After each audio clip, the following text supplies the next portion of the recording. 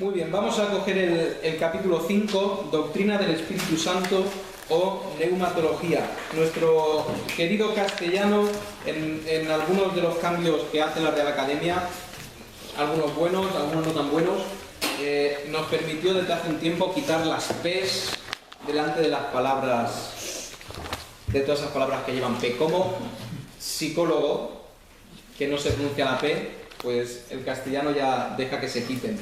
Por eso neumatología debería llevar una P, debería no. Hace tiempo se llevaría una P, ya no lo lleva. Y quiero decir que ahora se puede poner o no poner, según el gusto del que esté escribiendo.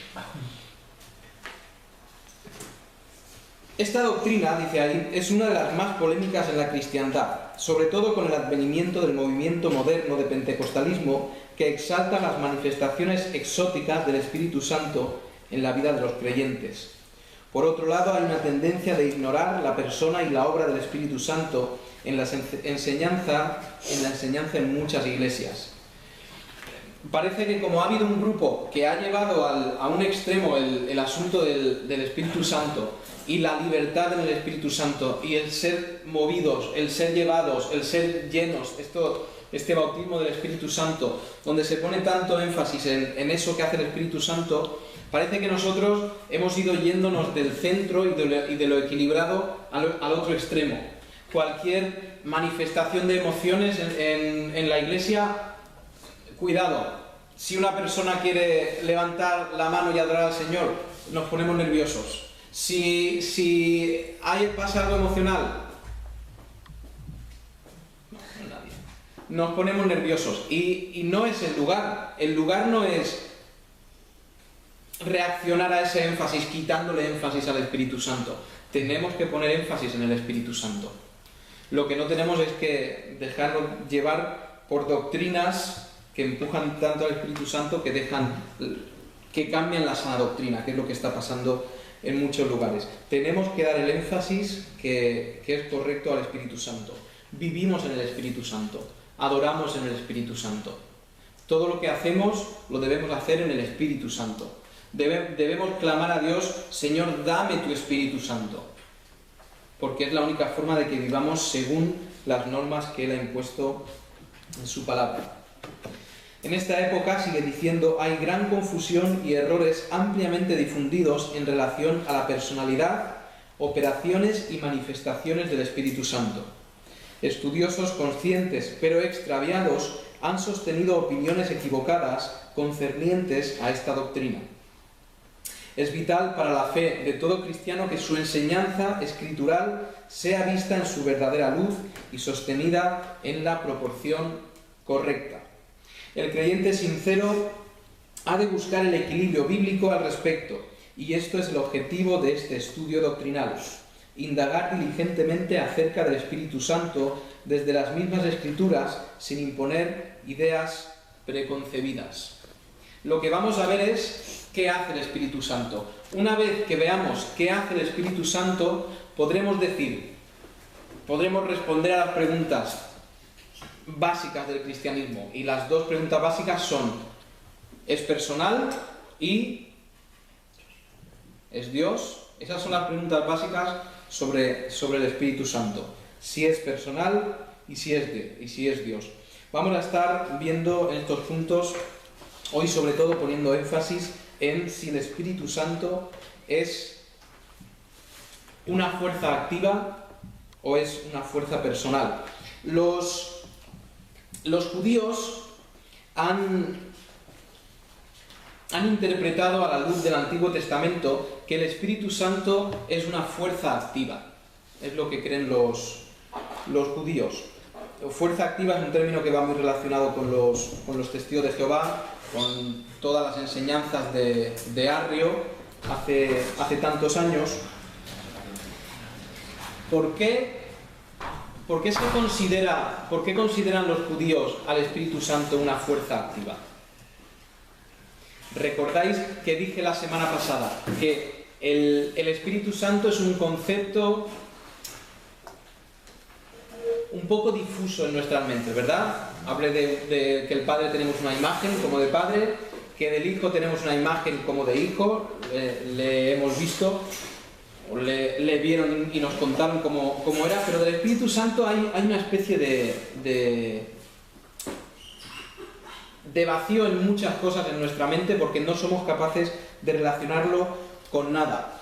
En el Antiguo Testamento, que es lo que leen, estudian los judíos, el Espíritu Santo se ve en la mayoría de las ocasiones empoderando, llenando, regenerando en algunas ocasiones, y el cuarto ando es uniendo y es un restringiendo. Cosas que son muy no físicas, que son difíciles de comprender. En Jueces 14:6, vamos a coger la Biblia, Jueces 14:6.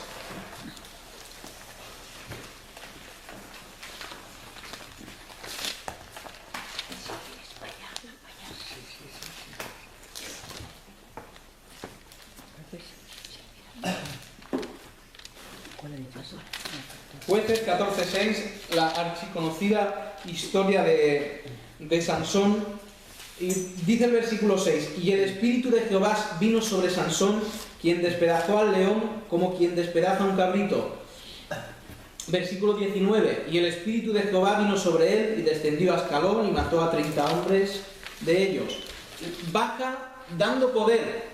Ahora, si algo baja dando poder, ¿por qué no sería simplemente un poder de Dios mandado impersonalmente? Un poder impersonal mandado por alguien personal. Aquí no se ve al Espíritu Santo haciendo nada que lo relacionemos con una persona física como nosotros entendemos, ¿verdad? Podría ser una fuerza impersonal.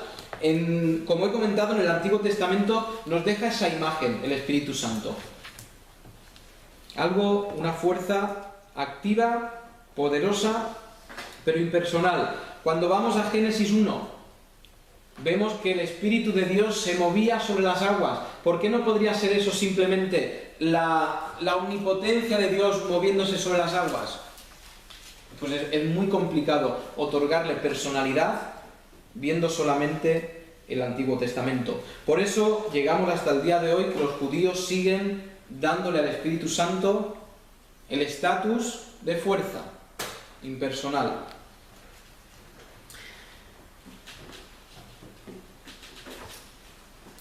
Pero llevemos esto a otros ámbitos de estudio. ¿Qué haríamos, qué concepto tendríamos de Cristo si solo miráramos el Antiguo Testamento? Tendríamos muy poco. Tendríamos pasajes en Isaías donde le vemos sufriendo, tenemos otros pasajes que lo mencionan como un rey libertador, pero perderíamos muchísimo de la perspectiva que Cristo nos dio en el Nuevo Testamento. Más complicado. ¿Qué diríamos de la Iglesia solo viendo en el Antiguo Testamento?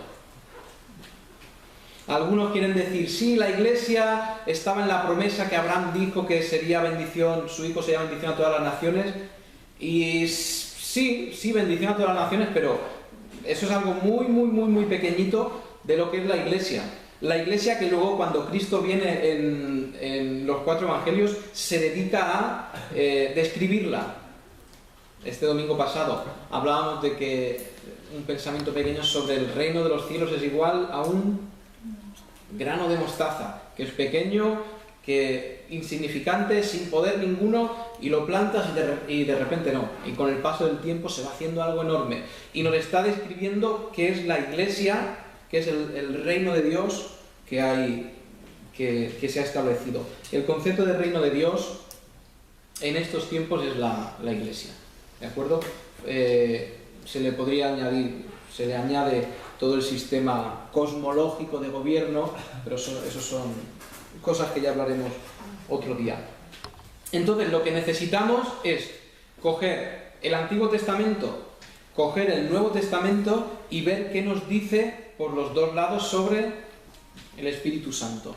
no podemos solo quedarnos en el Antiguo Testamento. Los judíos se han quedado solo en el Antiguo Testamento y por eso su interpretación es de solamente una fuerza activa.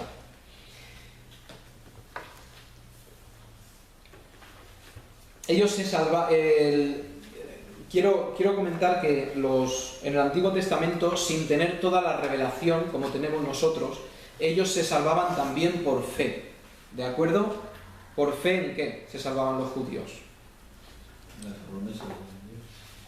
Por fe en las promesas, y las promesas nos hablaban de un cordero perfecto que moriría para llevar el pecado.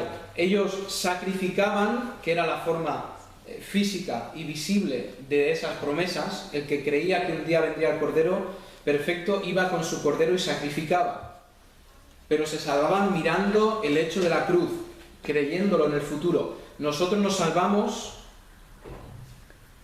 igual, pero en vez de mirar al futuro, miramos al pasado y tenemos fe en eso que sucedió, que ese cordero perfecto sería sustituto de nuestros pecados, moriría en nuestro lugar. Entonces, no nos vale una visión del Antiguo Testamento, sino que necesitamos una visión completa. Por eso las doctrinas y esta del Espíritu Santo la estudiamos con toda la Biblia en perspectiva. Cuando hablamos de fuerza activa, ¿qué sería una fuerza activa para nosotros? Para nosotros sería una fuerza activa la electricidad. ¿Sí? La electricidad, tenemos encendidas estas luces y lo que está haciendo es está mandando electricidad hasta este punto y la electricidad está pasando a través del gas, del flúor que hay dentro de esas bombillas, y eso hace que se ilumine. Una bombilla normal lo que hace es llega a una resistencia, le está la bombilla, esa resistencia se enciende y hay luz. Y la electricidad es una fuerza activa. Es una fuerza activa el viento. Si vas paseando por la meseta ibérica, ¿qué encuentras?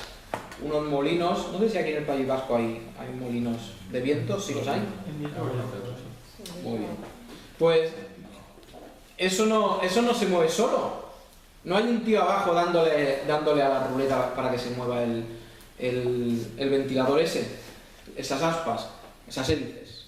¿Qué es lo que está moviendo el ventilador? El ventilador no, estos molinos eólicos. Es una fuerza que nosotros no vemos. Hay fuerza en el mar. Sabemos que la luna ejerce fuerza, no sé los términos exactos, pero que crea las mareas. El fuego es una fuerza activa. La gasolina es una fuerza activa. Tu coche se mueve si le echas gasolina. Si no le echas, puedes intentarlo. Los aparatos eléctricos, todos se mueven con energía, con electricidad. Entonces eso es una fuerza activa. Ahora, las fuerzas activas de las que hemos estado hablando no tienen personalidad, ¿verdad? No pueden tener personalidad. Si hablas de personalidad, si se quisiera definir qué es personalidad, seguramente Sara, que ha estudiado antropología, se lo han explicado de 20 maneras diferentes. Muy resumido, y se podría ampliar seguro, es algo que tiene inteligencia, y lo vamos a ver aquí, inteligencia, emociones y voluntad. El viento es una fuerza, produce efectos, pero no tiene emociones. Tú no vas a ver al viento nunca. La electricidad o el fuego. Tú no vas al fuego y le dices, fuego, eres tonto. Y la llama empieza a flojear y madre mía lo que me ha dicho este hombre, ¿por qué a mí? No tiene emociones, no tiene voluntad. Tampoco el fuego va a decir cuándo quiere arrancarse, cuándo quiere encenderse o cuándo no quiere encenderse. No va a tener inteligencia, no va a saber si es bueno arder en una chimenea o arder en medio del monte. no va a tener personalidad. Y esto es lo que le atribuyen al Espíritu Santo. El Espíritu Santo no tiene emociones, esto es lo que dicen los neumatómacos. Un neumatómaco es un enemigo, un contrario al Espíritu Santo. Esa palabra larga que tenía yo aquí, neumatómacos, eso significa enemigos del Espíritu Santo, del neuma. Esa es una buena palabra para poner en un control. Si algún día quisiera poner algún control. Estos neumatómacos llevan esa impersonalidad al Espíritu Santo. Dicen, el Espíritu Santo no es inteligente, no piensa, no tiene emociones y tampoco tiene voluntad. Es hora de enfrentar la Biblia y ver si es verdad, si no es verdad, si es impersonal, si no es impersonal. Punto 1. Dice, ¿es el Espíritu Santo realmente una persona? El uso normal del término persona. Cuando usamos el término persona, inevitablemente pensamos primero en los seres humanos. Reconocemos que cuando una persona muere, el individuo no ha dejado de existir porque su alma sigue existiendo en el cielo o en el infierno. Por tanto, somos capaces de pensar en una persona fuera de su propio cuerpo. Y somos totalmente capaces de entender que lo que forma una persona va más allá de lo que es su carne. La carne es una carcasa que Dios da, unos más guapos, otros más feos, pero es simplemente es muy complejo, pero es la residencia del alma. Cuando tú hablas conmigo, estás hablando con el alma que reside dentro de mí. Cuando vas al tanatorio, ves el cuerpo, y eso no es la persona. Eso es la carcasa. La personalidad tiene que residir y reside en la parte espiritual de la persona. Si no, Dios no sería persona, porque Dios es espíritu. Para tener personalidad no es necesario tener un cuerpo. Nosotros, cuando fallecemos, nuestra personalidad, nuestra alma, lo que sentimos, lo que somos, va a ir a la presencia de Dios. Vamos a pensar de forma totalmente distinta porque nuestros ojos van a ser totalmente abiertos. Pablo dice, ahora vemos como a través de un espejo, pero entonces conoceremos como hemos sido conocidos.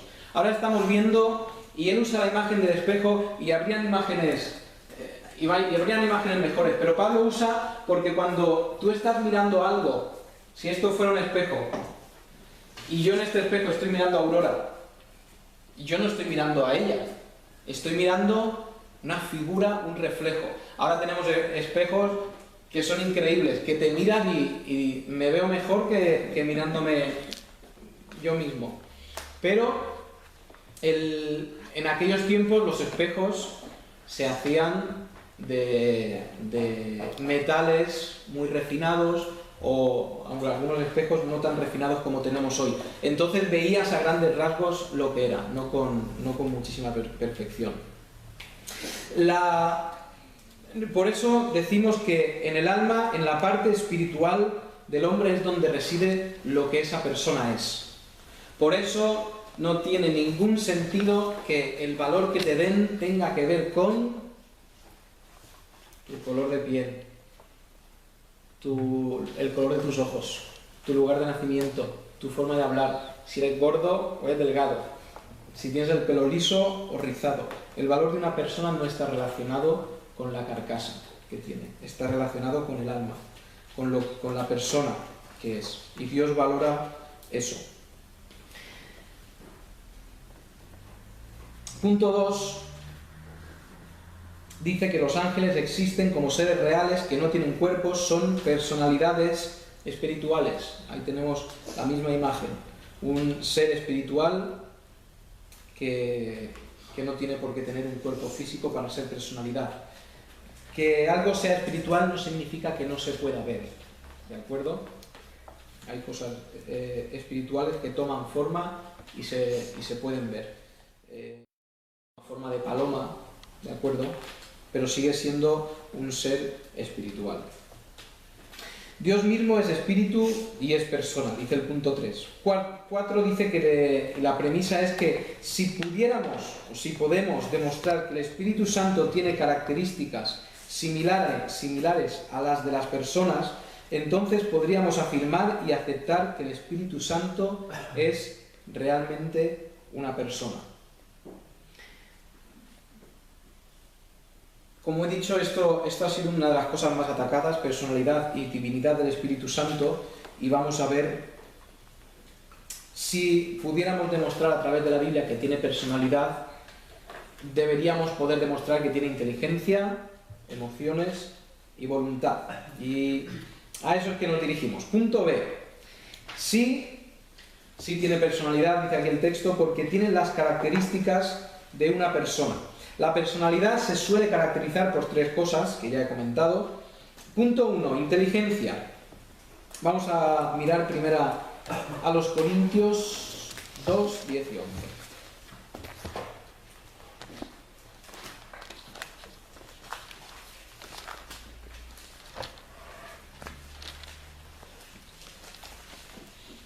Si queréis, antes de leer primero a los Corintios, si quieres apuntar ahí al lado de inteligencia, puedes poner inteligencia, 2 puntos, las fuerzas no razonan. Como he dicho, el mar no razona, o un río, la fuerza de un río, no razona si es mejor que vaya por la izquierda o por la derecha.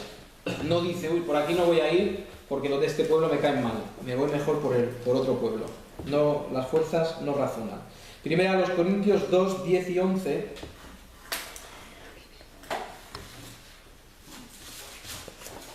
Dice: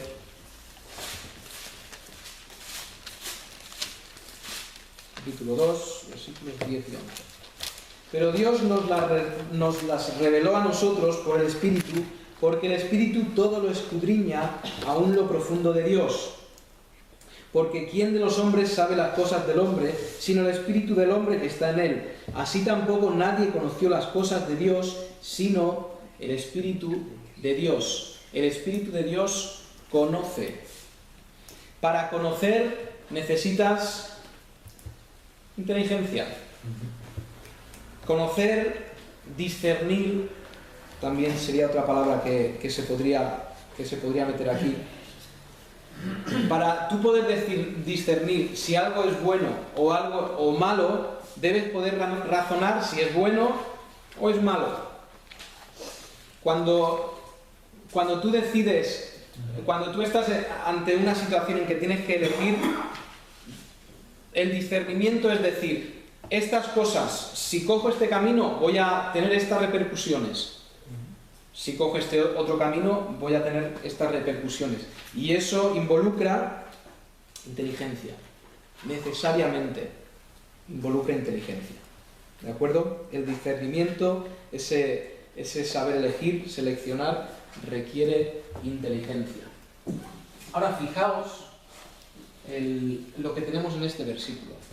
En este versículo tenemos, vamos a volver a leer, dice: pero Dios nos la reveló a nosotros por el Espíritu, porque el Espíritu todo lo escudriña, aún lo profundo de Dios. Porque ¿quién de los hombres sabe las cosas del hombre, sino el Espíritu del hombre que está en él? Ahora, fijaos que nos está dando aquí una cosa interesante, y es que tenemos al Espíritu Santo, tenemos a Dios, y aquí tenemos al hombre. Y dice que el Espíritu Santo escudriña las cosas de Dios para revelárselas. Fijaos en la próxima cita. Romanos 8:27.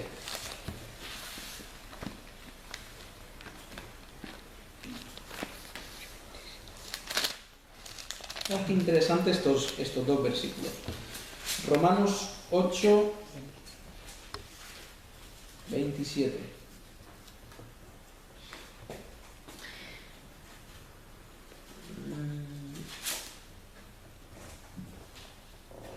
Y de igual manera, este es el 26, y de igual manera el Espíritu nos ayuda en nuestra debilidad, pues ¿qué hemos de pedir como conviene? No lo sabemos, pero el Espíritu mismo intercede por nosotros con gemidos indecibles. ¿Delante de quién?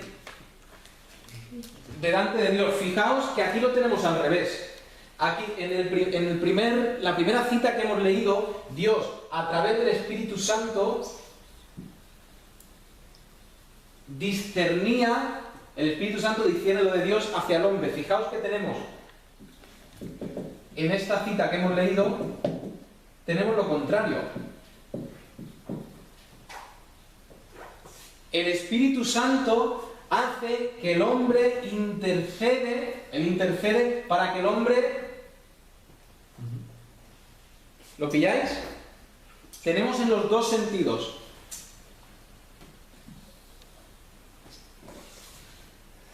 Tenemos al Espíritu Santo haciendo que lo que sabemos de Dios nos llegue, y tenemos a Dios a través del Espíritu Santo intercediendo. ¿Qué es interceder?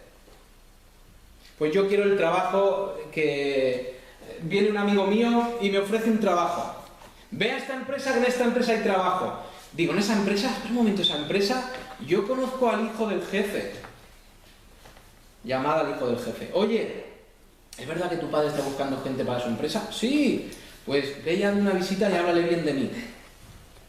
¿Qué está haciendo? Está intermediando, intercediendo, está causando un favor. En este caso, a mí me está causando un favor delante de los ojos del que tiene que decidir si me da el trabajo. El Espíritu Santo es quien va delante de la presencia de Dios, intercediendo por nosotros. Hay otra cita más adelante que lo mira y lo vamos a ver un poquito más detenidamente. Pero fijaos que interesantes estos dos versículos.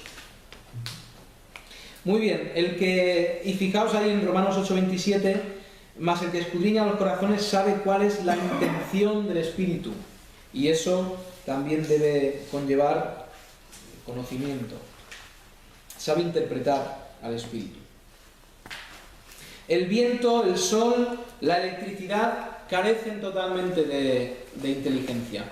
Los hombres, a través de la historia, han querido otorgar a esos elementos personalidad. ¿Cómo le llamaron al mar? Lo mitificaron. Poseidón. Poseidón hoy está enfadado y monta una tormenta enorme. Poseidón, hoy está tranquilo, ha bajado la marea. Anualmente se ofrecían al mar doncellas vírgenes y se sacrificaban para que Poseidón no les trajera tormentas. Cuando lees una novela histórica de aquellos tiempos, tienes en un barco muchas religiones representadas, y cada uno a su dios le ofrece, o al dios del mar o a su propio dios le ofrecía cosas para calmarlo. El viento, Eolos. Y fijaos, no solamente fuerzas activas, los griegos y los romanos ya se pasaron un poco con el tema de las deidades, y a cualquier cosa. Minerva, diosa de la guerra. Atenea, diosa guerrera. Sí, Minerva es en romano y en los romanos y esto. ¿Cómo se llama? Baco, dios del vino. Afrodita, diosa del amor. O sea, a todos los conceptos se le ponía una deidad, y esa deidad se personificaba. Desde luego, llegando a nuestros días, cuando parece que gobierna la razón, todo eso son supersticiones, y se sabe que son efectos que Dios, o los cristianos sabemos que son efectos que Dios creó a través de la ciencia, y los que no creen en Dios pues creen que la evolución de alguna forma estableció los parámetros para que todas estas fuerzas funcionaran. Pero nosotros se lo atribuimos a Dios. Que leí una cita, se ha encontrado agua en Marte, ¿verdad? Y decía una persona, por fin han encontrado agua en Marte, a ver cuándo descubren por fin si hay vida inteligente en la Tierra. No sé si lo encontrarán algún día. Pero, por cierto, la gente ve ese agua en Marte y dice, claro, ahí está la explicación de la evolución y el comienzo de la vida, y el cristiano simplemente dice, ahí hay agua, lo ha puesto Dios. ¿Hay problema? ¿Hay hielo? Lo ha puesto Dios.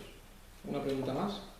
Así de sencillo. Dios lo ha hecho, desde luego. El cristiano no tiene que estar preocupado por si se descubre agua o se descubre lo que sea.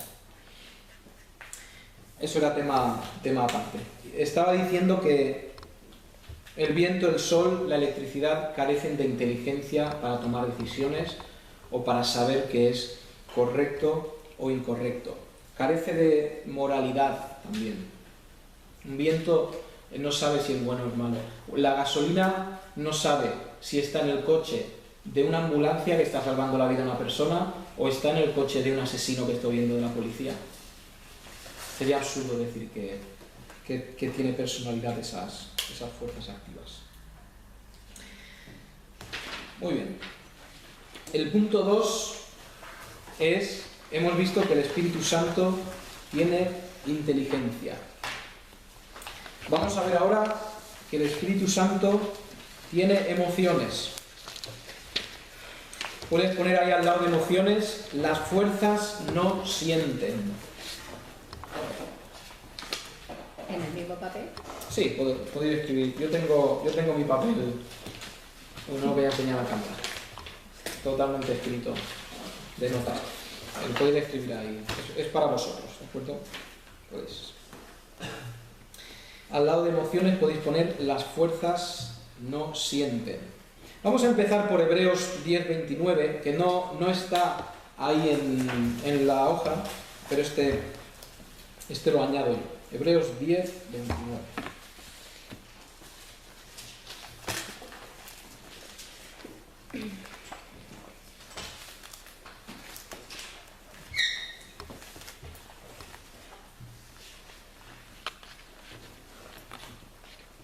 Hebreos 10:29 dice: ¿Cuánto mayor castigo pensáis que merecerá el que pisoteare al Hijo de Dios y tuviere por inmunda la sangre del pacto en la cual fue santificado e hiciere afrenta al Espíritu de gracia? Ese Espíritu dice que se puede afrentar. ¿Qué sería afrentar? Ofender, insultar, y el Espíritu Santo por decirlo así, se puede sentir insultado. No voy a decir ofendido, pero sí insultado. El Espíritu Santo se puede sentir insultado cuando se le menosprecia a Él y se menosprecia la obra de Cristo en la cruz. El siguiente que tenemos ahí es tristeza, en Efesios 4:30.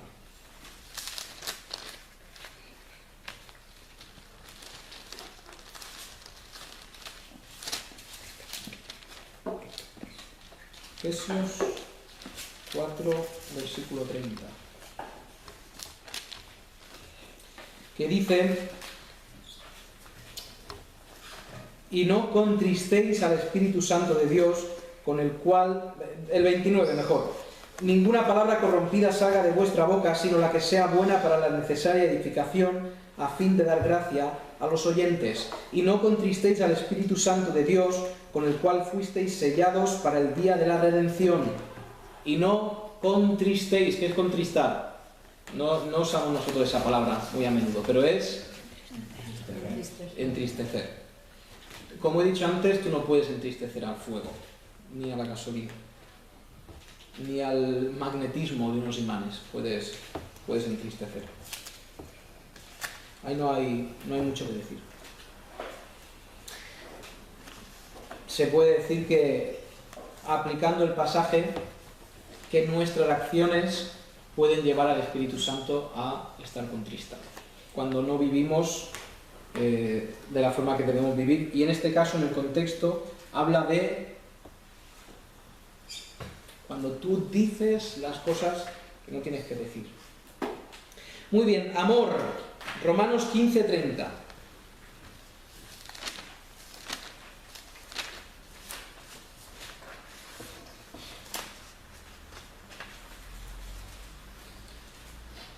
Romanos 15:30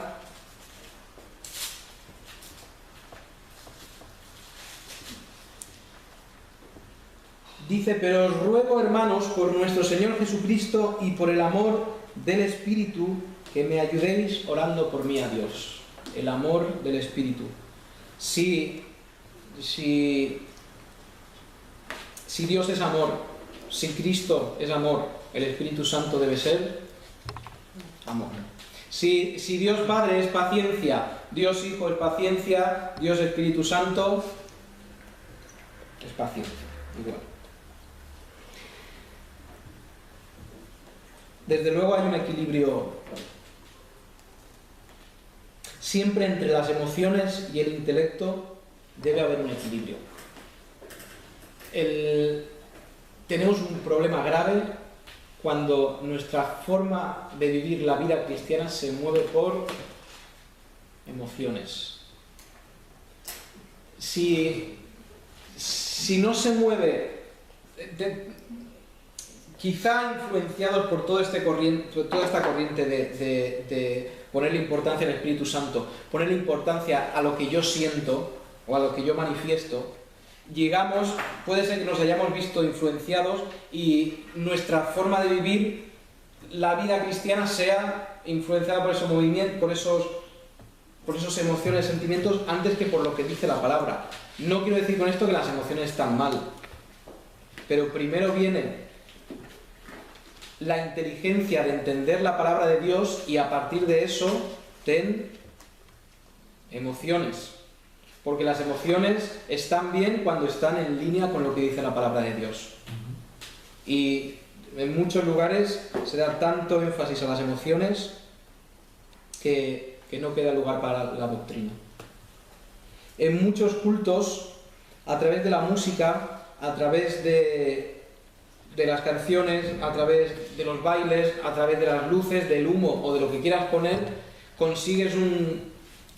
se consigue entenderme así, un éxtasis de emociones. El problema es que tú no puedes conseguir, o no se suele hacer, conseguir ese éxtasis de emociones y de espiritualidad en tu casa. Y al final el culto termina, o la reunión de la iglesia termina siendo el lugar donde tú vienes porque te sientes bien. Y en casa no se practica lo que debe ser una reunión: oración, enseñanza y alabanza. ¿De acuerdo? Y puede convertir a las personas en dependientes de esos sentimientos que se generan en la iglesia. Por cierto, la música en la iglesia, muchas de estas cosas se hace a través de la música, porque la música tiene mucho poder de manipulación. La música en la iglesia nunca puede manipular. A veces, después de una predicación, se pone música suave y un hombre empujando. Cuidado con eso. Cuidado con eso. Que no sean las emociones lo que te saquen a tomar una decisión, o lo que te muevan a tomar una decisión. Nosotros no hacemos muchas invitaciones. Y cuando hacemos invitaciones no deben ser nunca emocionales. Porque cuando tú tienes una congregación emocionada, tienes una congregación a la cual puedes manipular. Y lo último que debe querer el responsable es manipular a nadie. Lo que quiere hacer es enseñar la Biblia. Vive esto, estúdialo y vívelo. Y cuando sepas cómo debes sentir, como la Biblia nos dice que sintamos, entonces siente emociones. Ama al prójimo, claro, entiende que es amarle y luego siente muchas emociones, pero siempre dentro de los parámetros bíblicos. Isaías 63, 10. Vamos a ver ahí. Enojo, vamos a ver.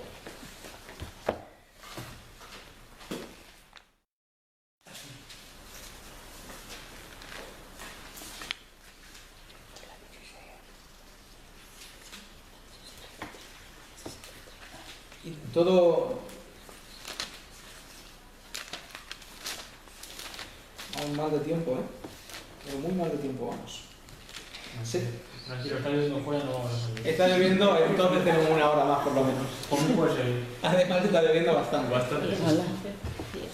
Muy bien, pues entonces allá vamos. Vamos a leer del 7 al 14. Si está lloviendo tanto.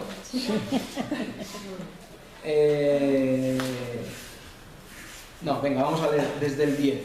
63, 10. Mas ellos fueron rebeldes e hicieron enojar su Santo Espíritu, por lo cual se les volvió enemigo y él mismo peleó contra ellos. Fijaos, ahí tenemos al Espíritu Santo peleando. ¿Contra quién? Contra el propio pueblo al que ama. Y esto es castigo. Y al final el 14 dice que el Espíritu de Jehová los pastoreó como una bestia que desciende al valle, así pastoreaste a tu pueblo para hacerte nombre glorioso. El Espíritu Santo aquí está peleando, está enojado y está pastoreando. Ninguna de estas cosas, llevándolo antes a lo de la inteligencia, se puede hacer sin inteligencia. Y el enojo entra dentro del cuadro de las emociones. Ahí tenemos al Espíritu Santo enojado. Muy bien, tenemos el punto 3, que es voluntad. Hemos visto que el Espíritu Santo tiene inteligencia, tiene emociones, y ahora vamos a ver que tiene voluntad. Y puedes poner ahí al lado: las fuerzas no deciden.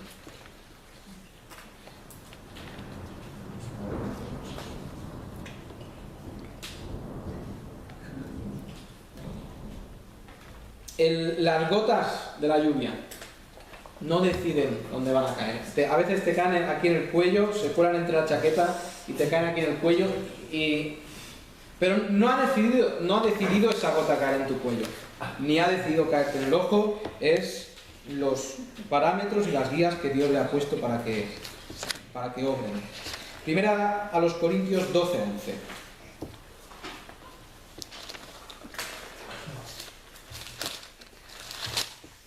Los rayos no deciden dónde van a caer. Si caen en un árbol, si caen en una casa, si caen en una persona, Dios no decide. Primera a los Corintios 12:11. Dice, pero estas cosas, y está hablando de la repartición de los dones, pero todas estas cosas las hace uno y el mismo Espíritu, repartiendo a cada uno en particular como Él quiere. Aquí hay voluntad del Espíritu Santo. El Espíritu Santo dice, no le voy a dar esto a Esther, se lo voy a dar a Leslie. No le voy a dar esto a Sara, se lo voy a dar a Miquel. Decidiendo. Por eso, cuidado con levantar el puño al cielo y decir, Dios, tú le has dado a él y a mí no. Porque eso es totalmente decisión de Dios. Por eso no hay lugar para la envidia en la iglesia. Y desde luego unos dones, unos talentos sobresalen más que otros. Pero Dios ha repartido, el Espíritu Santo ha repartido con inteligencia y como Él sabía que era mejor para el cuerpo. Si tú no eres un gran pianista, un fuera de serie, pues quizá Dios no te lo ha dado porque si sabía que tú serías así, te apartarías de los caminos de Dios. Quizá Dios no te ha hecho un gran lo que sea, porque quizás si lo hubieras sido te hubieras apartado de los caminos de Dios. Entonces Dios ha repartido a cada uno. Si tú tienes pocos dones, gracias a Dios, porque también tendrás menos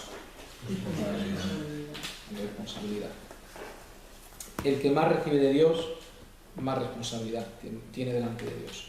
Hechos 7:51. Hemos visto que el Espíritu Santo tiene voluntad. Y ahora en Hechos 7:51.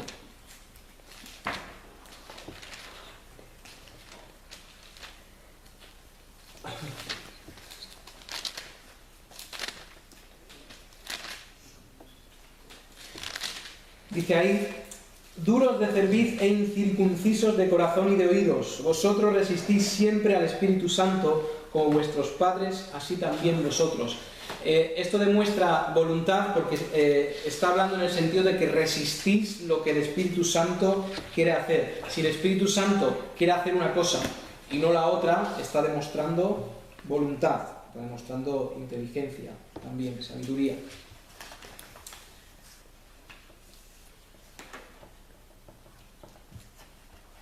Pues hemos visto y hay pasajes, hay muchos pasajes más para defender todos estos puntos, pero básico para nosotros el entender que el Espíritu Santo sí es persona.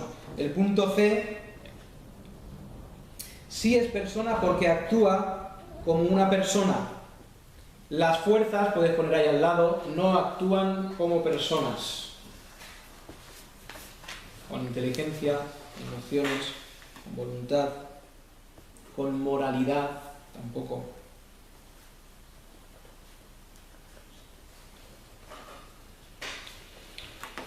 Tenemos ahí, hemos leído primera a los Corintios 2:10 antes.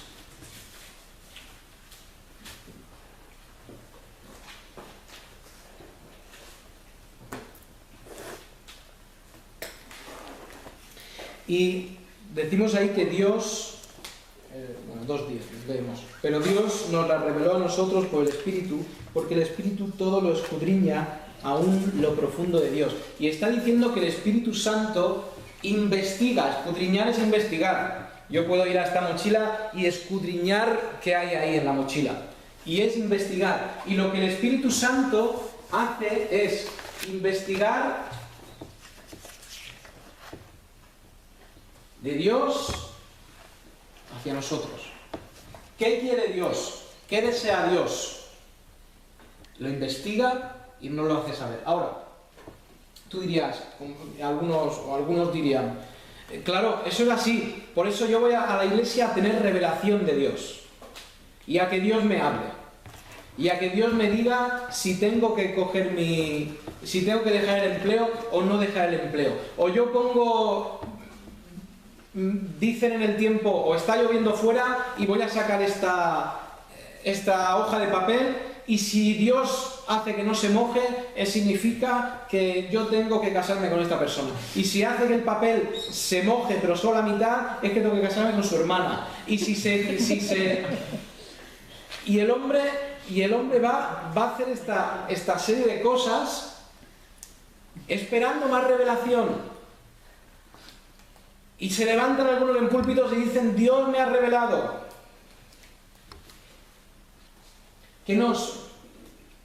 A la hora de escudriñar, ¿qué hace el Espíritu Santo para que nosotros investiguemos y conozcamos más?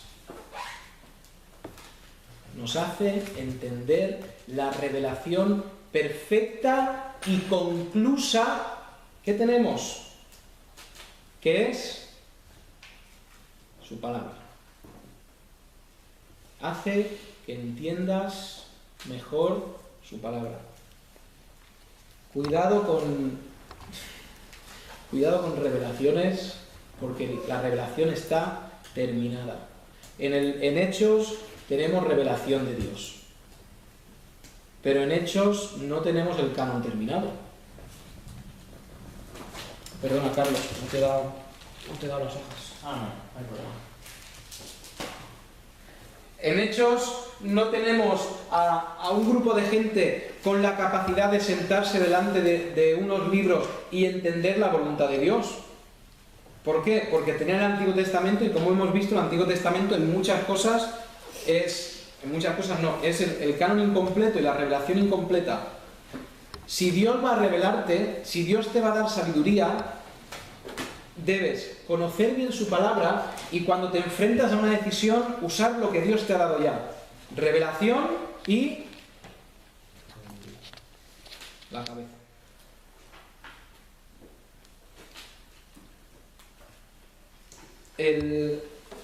Imagina una persona que es horrible con los idiomas. Habla su idioma y además lo habla mal. Y esa persona quiere servir al Señor y quiere ser misionero. Y él siente un llamado de Dios a ser misionero. Dios ha puesto en su corazón un deseo enorme de ser misionero y salir de su país e ir a otro lugar. O sea, no está mal, desde luego que no. Pues él se tiene que sentar y dice, mira, tengo dos opciones. De irme de España a México, que se habla castellano, se habla en español, o puedo irme a Birmania. ¿Birmania es un país todavía? ¿O han cambiado ya? O puedo irme a India. Y este señor se pone una prueba a Dios cuando, ¿qué es lo lógico? Si es una persona totalmente horrible en aprender idiomas. Ahora, hay excepciones siempre, ¿de acuerdo? Ha habido hombres que han tardado 20 años en aprender un idioma y cuando lo han aprendido, Dios lo ha usado enormemente. Pero Dios nos da la cabeza para razonar. Y Dios también abre y cierra puertas. Pero antes de empezar con pruebas exóticas, usa la cabeza que Dios te ha dado. Si un chico ve a una chica y no la soporta, le parece fea, le parece desagradable, huele mal, no tiene que ver, pero la repugna, lo digo esto o la chica al chico, mejor al chico. La chica lo repugna. Es así que puede ser que huele mal.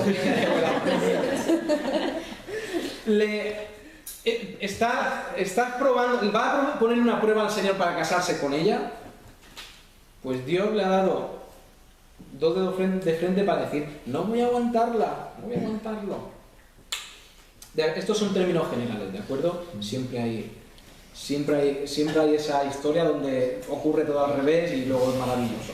Pero Dios, antes de empezar con nuevas revelaciones y con Dios me ha dicho, con Dios me ha mostrado, porque yo he visto a gente decir, Dios me ha dicho que haga esto. Y 3 años después ha desaparecido. Pero no le había dicho Dios que hiciera eso, sí, pero Dios ha cambiado. No. ¿De acuerdo? Muy bien. El Espíritu Santo habla también. Vamos a ver Apocalipsis 2:7.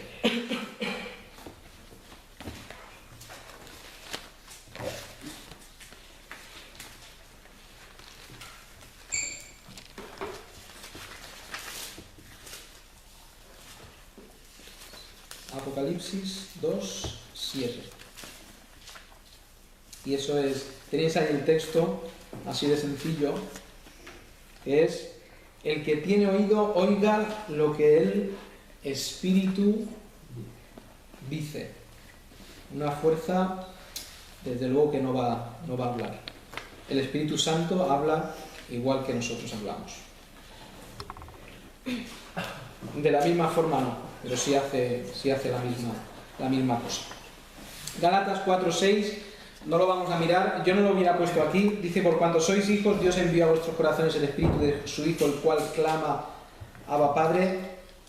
Y este versículo está más bien hablando de la necesidad que hay, que el Espíritu Santo pone en nosotros, no precisamente de que hable o no hable, pero es válido, desde luego que es válido, no lo hubiera puesto, pero está bien. El siguiente, intercede por nosotros. Ayuda a vivir, nos ocasiona favores delante del Padre. Antes ponía la imagen de este que estaba usando un enchufe para encontrar un trabajo.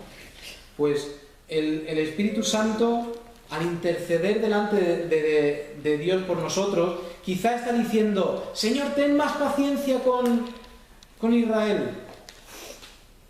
Señor, ten paciencia con él, que va poco a poco mejorando, que va poco a poco. Señor, ten paciencia con Israel, que pronto dejará este pecado. Ten paciencia con Israel, o dale bendiciones a Israel porque su corazón es limpio, o dale ya el deseo de su corazón, o trae a la persona con la cual debe casarse. Lo que sea, el Espíritu Santo está intercediendo, ocasionándonos favores delante de Dios. Y la Biblia no habla específicamente de qué clase de favores intercede delante de nosotros, pero podrían ser los que he mencionado. Enseña Juan 14:26. Dice: mas el Consolador, el Espíritu Santo, a quien el Padre enviará en mi nombre, Él os enseñará todas las cosas y os recordará todo lo que yo os he dicho. Y tú dices, mira, claro, si aquí dice claramente que el Espíritu Santo nos va a enseñar lo que debemos vivir, pero aquí no está escrito el canon, no está escrito el Antiguo Testamento. No está escrito el Nuevo Testamento. Está diciendo, dice que os enseñará y os recordará. Movería años después a los escritores a escribir a la iglesia lo que Dios quería que la iglesia supiera. Esto no es que tú tienes que sentarte en el equinoccio de otoño debajo de un castaño y sentirte lleno del espíritu cósmico y tener revelación. No está diciendo eso. Muy bien, Romanos 8:14 dice: porque todos los que son guiados por el Espíritu, estos son hijos de Dios. El Espíritu Santo guía. Para tener guía, para poder guiar, hay que saber cuál es la dirección. Tú no le preguntas a alguien que no sabe cuál es el camino. ¿De acuerdo? Yo todavía estoy conociendo Irún. Y si viene alguien y me dice, la calle Jauzubía o Jaizubía o algo así, bien, tengo una idea dónde está. Y le puedo decir, no, igual no es una calle o avenida, no sé. Pues la cuestión es que a mí no me va. Si me pregunta a mí, yo no puedo guiarle. Y si le guío, le estoy guiando mal. Pues tira para allá y ya encontrará la calle. Pero para guiar hace falta conocimiento y saber. Muy bien, punto 6. Llama y comisiona a hombres. En Hechos 13:2.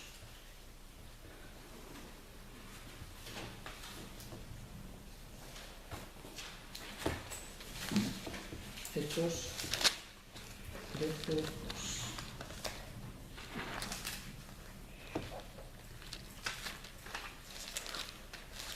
Hechos 13:2 dice: ministrando estos al Señor, ayunando, dijo el Espíritu Santo: apartadme a Bernabé y a Saulo para la obra a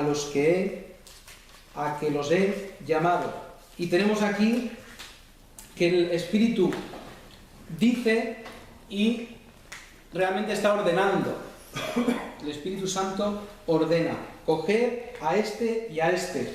Y el Espíritu Santo selecciona también. Aquí está de todos los que están en Antioquía. El Espíritu Santo dice: ese y ese. Cuidado con criticar, cuidado con atacar a los que Dios ha elegido. Es otro principio bíblico, y principio que viene desde el principio. ¿De acuerdo? Vamos 5 minutos más. ¿Ya ha dejado de llover? Parece que sí. Pues ya nos podemos ir a casa entonces. Es la voluntad de Dios. Dios nos ha revelado su voluntad.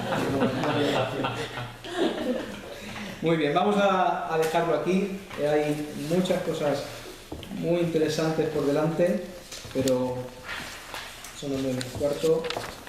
Hasta aquí vamos. Nos hemos quedado sin ver el interlineal este. No perdáis la hoja porque hay cosas muy interesantes en ese texto.